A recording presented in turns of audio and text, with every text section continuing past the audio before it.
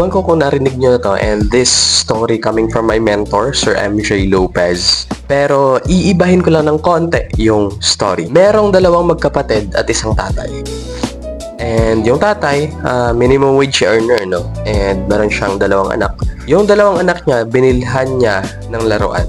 Yung isang anak is hindi niya gusto yung laruan. Basically, hindi yun yung goal niya. Pero, yung isang anak, grateful siya kasi kahit hindi yun yung goal or gusto niyang laruan, nagpasalamat pa rin siya sa tatay niya. And yung isang anak, since hindi niya nakuha yung gusto niya talagang laruan, dadabog siya, nagrareklamo, nagalit pa siya dun sa tatay. And that's the end of the story. But, meron akong tanong sa inyo.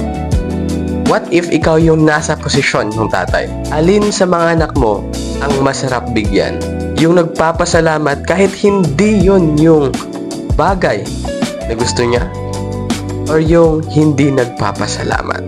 Di ba mas masarap bigyan ulit ng laruan na gustong-gusto niya yung nagpasalamat?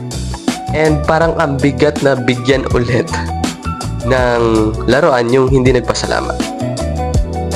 And take note, that father is a minimum wage earner and pinaghihirapan niya pa yung mga bagay na kailangan niyang bilhin para sa mga anak niya. Pero think about this way.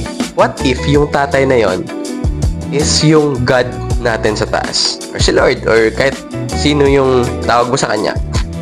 Diba? Since God siya, hindi niya na kailangan magpakahirap para ibigay sa iyo yung gusto mo.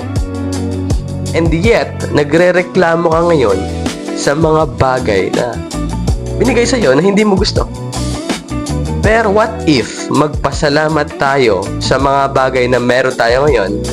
And I'm sure, mas bibigyan pa tayo ng mas marami. Yun lang naman, at sana may nakuha kayo sa video na ito. And if you do, please like, comment, share, or subscribe. Maraming salamat po.